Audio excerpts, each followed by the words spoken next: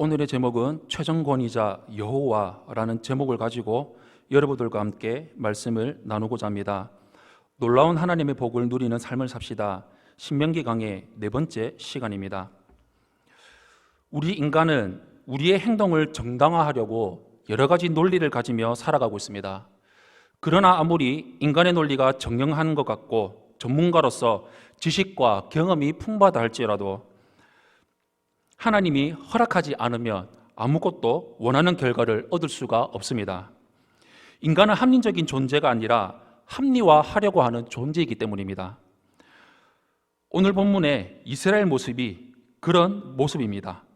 우리에게도 혹시나 이와 같은 모습들이 있다면 돌이키고 새롭게 되는 은혜가 있기를 예수님 이름으로 축원합니다. 먼저 첫 번째로 하나님께서 악함에 대한 정의를 말씀하시는 것을 우리는 볼 수가 있습니다. 하나님은 말씀에 순종하지 않는 자들을 악한 자라고 말씀하십니다. 이스라엘 백성을 향해서 이 악한 세대 중 여분네의 아들 갈렙과 눈의 아들 여호수아 외에는 그 조상들에게로 주기로 약속한 땅에 들어갈 수 없다고 맹세까지 하셨습니다. 인간의 논리를 따진다면 이스라엘 자손이 큰 잘못을 저지르는 것은 아닙니다. 살고자 했을 뿐이고 자기들의 유익을 따라 득실을 따지고 제보했을 뿐입니다. 그러나 그것은 사람의 입장일 뿐입니다. 하나님의 말씀을 바라보지 않고 하나님의 입장을 생각하지 않은 채 오직 나의 입장, 자신의 입장만 생각했던 것입니다. 하나님의 입장에서는 불순종이 가장 큰 잘못입니다. 아담과 하와의 범죄도 불순종이었습니다. 죄는 언제나 항상 불순종입니다. 그 불순종에는 이런 마음이 있습니다. 저는 인간인데요. 저는 연약한데요. 저는 할 수 없는데요. 저는 어쩔 수 없습니다. 라는 변명이 들어 있습니다. 그러나 하나님이 불순종을 악함이라고 말씀하신 것은 인간이 하나님께 보여야 할 당연한 마땅히 해야 할 반응이 순종이라는 것을 말씀하고 있습니다. 불순종은 여호와를 하나님으로 주인으로 인정하지 않고 내가 주인이라고 주장하는 교만일 뿐입니다. 또한 원망하고 불평하는 것도 악함입니다. 가난의 현실을 두려워하지 않고 다른 동료의 불평에도 불구하고 흔들리지 않고 끝까지 하나님을 바라보고 하나님 말씀 붙들고 하나님의 말씀에 순종하며 의지했던 갈렙은 그가 밟은 모든 땅을 차지하는 복을 받게 되었습니다. 그러나 원망하고 불평했던 이스라엘 백성은 가나안에 들어가지 못했습니다. 원망하고 불평하면 밟기는 밟지만 자기가 차지할 수 없고 다른 사람이 차지하게 됩니다. 이 땅을 바라보고 나를 바라보고 나의 형편과 처지를 바라보고 생각하면 원망하게 됩니다. 하나님을 바라보고 말씀을 바라보고 천국을 바라보면 끝까지 우리는 감사하면서 살아가게 됩니다. 그럼에도 불구하고 우리를 사랑하시고 끝까지 우리를 보호하시는 우리 곁에서 우리와 함께 하시고 이끌어 주시는 하나님을 의지하며 순종하는 삶을 이루며 나아가시기를 예수님 이름으로 축원합니다. 두 번째로 하나님은 인간의 논리를 초월하십니다. 이스라엘 백성은 하나님의 말씀만을 믿고 가나안 땅에 올라갔다는 자신들은 모두 죽고 자식들은 포로로 사로잡힐 것이라고 잘못된 생각에 두려움에 휩싸여서 잘못된 논리를 주장했습니다. 그것이 인간의 논리이고 인간의 상식입니다. 인간의 이런 논리적이고 상식적인 판단이 때로는 학문으로 때로는 전문적인 지식으로 인정받으면 권위가 있다고 능력이 있다고 받아들여집니다. 이렇게 권위를 인정받는 인간의 논리와 상식을 지나치게 신뢰하면 여호와 하나님의 말씀의 권위를 인정하기가 쉽지 않습니다. 하나님은 정복할 수 있다. 올라가라. 나만 믿고 바라보고 올라가라고 말씀하시는데 인간의 논리는 불가능하다. 할 수 없다라고 말합니다. 그러나 그것은 여호와를 하나님으로 인정하지 않는 것과 같습니다. 하나님은 치유해 주겠다고 하시는데 인간이 불가능하다고 하면 하나님의 치유의 능력을 인정하지 못하는 셈입니다. 이것도 하나님을 하나님으로 인정하지 못하는 것과 같습니다. 인간의 논리와 경험, 학문, 전문성이 뛰어나서 그것이 진리처럼 보일지라도 하나님의 전능하심과 하나님의 하나님 되심은 그것들을 뛰어넘습니다. 마지막 세 번째로 이스라엘 백성들의 악한 회개를 우리는 볼 수가 있습니다. 하나님은 악한 세대를 약속의 땅에서 돌이켜서 광야로 들어가라고 명령하십니다. 그제야 이스라엘 자손은 자신들이 뭔가 잘못했다는 것을 깨달았습니다. 그래서 하나님 앞에 회개합니다. 여호와께 범죄했으므로 이제 돌이켜서 하나님의 명령대로 올라가서 싸우겠다고 말합니다. 그러나 이런 태도는 광야로 들어가라는 하나님의 명령에 또다시 불순종하는 잘못된 행동을 낳았습니다. 자신들의 이익이 도움되는 것만을 수용하겠다는 의도에서 비롯된 그들의 잘못된 판단인 것입니다. 회개가 아니라 또 다른 불순종에 불과할 뿐입니다. 이에 모세는 그들에게 올라가면 적에게 패할 것이라고 말했습니다. 그러나 그들은 하나님을 의지했다고 고집을 부리며 거침없이 산지에 올라갔다가 크게 패하고 말았습니다. 우리는 오늘날에도 죄와 불순종으로부터 벗어나서 구원받고 예수 믿는 것이 출애굽이라는 것을 기억하시기를 바랍니다. 우리의 신앙생활은 광야와 같습니다. 우리는 반드시 이 세상에서 여러 가지 어려움과 시험을 만나게 되는데 그때 믿음으로 하나님을 의지하며 바라봐야 합니다. 아무리 내 생각과 다른 현상이 일어난다고 할지라도, 내가 원했던 결과가 나타나지 않는다 할지라도, 내 판단이 옳아 보여도 우리가 하나님보다 더 똑똑하고 더 잘할 수 있을 것 같다는 생각을 벗어버려야 합니다. 이 세상의 현실의 어려움을 알아도 하나님의 판단, 하나님의 말씀만을 바라보며 나아가야 합니다. 하나님께서 우리에게 원하시는 것은 다른 것이 아닙니다. 순종입니다. 또한 감사하는 마음입니다. 하나님께서는 아무리 체험이 많고 능력이 많더라도 원망하고 불평하는 사람, 순종하지 않는 사람에게는 축복하지 않으십니다.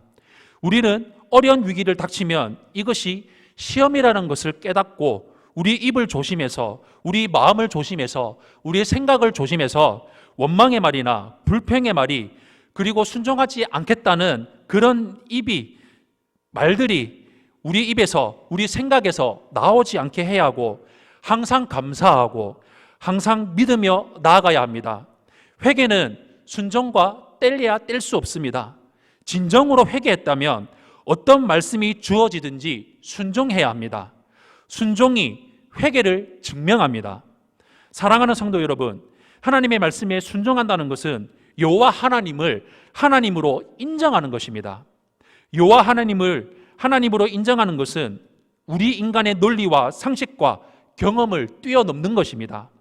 나 자신을 내려놓고 하나님을 인정하고 순종함으로 승리하며 나아가시기를 바랍니다. 우리 앞에 이 세상의 현실은 가나안 땅입니다. 사람들은 크고 성들은 튼튼합니다. 또 무지막지한 안악 자손들도 있습니다. 그러나 너무나도 비옥한 곳이어서 포도 한 송이를 두 사람이 들어야 될 정도입니다. 어떻게 하시겠습니까? 우리는 모든 것을 알지 못하지만 오직 믿음으로 한 걸음 한 걸음 나아가야 합니다. 성령의 능력을 힘입고 말씀 붙들고 내 교회에 깊이 뿌리박아 세움받고 교훈을 받으며 나아가야 합니다. 그럴 때 하나님께서는 갈렙처럼 우리가 밟은 땅을 다 우리에게 주실 것입니다. 오늘의 말씀이 무엇입니까? 오늘의 제목이 무엇입니까? 최종 권위자는 여호와라는 것입니다. 권위가 하나님께 있다는 것입니다. 능력이 하나님께 있다는 것입니다.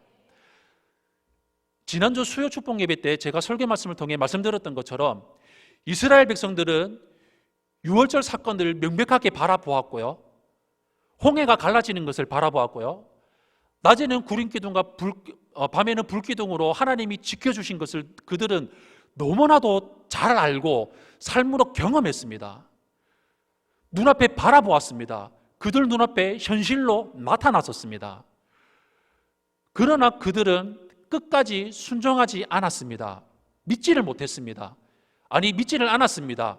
그들의 생각이 너무나 앞섰습니다. 그들의 마음이 너무나 앞섰고요, 그들의 생각이 너무나 앞섰고요, 그들이 하고 했던 것이 너무나 앞섰던 것입니다. 분명히 하나님이 약속의 땅을 주시겠다고 말씀하시면서 가나안 땅을 정탐하라고 말씀하셨습니다. 그래서 각 지파에 한 사람씩 뽑아서 12명이 들어갔는데 10명은 자기 생각이 너무 크니까, 자기 생각이 너무나 앞서다 보니까, 자기들의 논리가 너무나 맞다고 생각하다 보니까 하나님의 말씀을 믿지 않았습니다. 믿지 못했습니다. 그리고 또한 제일 큰 거, 가장 중요한 거 무엇이냐? 바로 하나님을 하나님으로 인정하지 않았다는 것입니다. 그들이 하나님을 하나님으로 인정했다면 하나님의 말씀을 분명히 믿었을 것입니다. 약속의 땅을 들어갈 수 있다는 그들이 분명히 확신을 했었을 것입니다. 아낙 자손들이 너무나 키가 크고 강대해서 나는 작아 보인다 할지라도 여호수아와 갈렙이 생각했던, 그들이 믿었던 그 하나님, 그들은 우리 밥이다, 하나님이 능히 우리와 함께 하시겠다면 우리는 그들을 능히 이길 수 있고 우리는 그들을 능히 칠 수 있다고 온전히 믿었던 그 여호수아와 갈렙의 믿음의 고백이 그 두 사람의 고백이 아니라 정탐했던 10명의 사람들의 고백이 그런 고백이었을 것입니다. 그리고 10명이 돌아가자고 그렇게 원망불평하면서 나갔을 때 백성들이 그렇게 믿었다면, 아니다, 하나님이 우리와 함께 하신다면, 하나님이 우리의 주인이시기 때문에 이때까지 우리를 이렇게 인도하셨고 우리 삶 가운데 역사하셨던 그 하나님이 우리와 함께 하셨기 때문에 그 하나님의 말씀을 믿으면 우리는 일어설 수 있다, 우리는 나아갈 수 있다, 우리의 눈앞에 아무것도 보이지 않을 것 같을지라도, 우리가 메뚜기와 같이 보일지라도 하나님이 우리와 함께 하시면 우리는 정복할 수 있다, 하나님이 우리와 함께 하시면 우리는 나아갈 수 있다고 분명히 선포했었을 것입니다. 혹시 우리 삶 가운데 이와 같은 모습이 있지는 않습니까? 그럴 수 있습니다. 사람이기 때문입니다. 그러나 무엇을 보시고 무엇을 믿으시면서 무엇을 바라보면서 나아가고 계십니까? 진정으로 예수님이 내 구주가 되시고 예수님이 나의 구원자가 되십니까?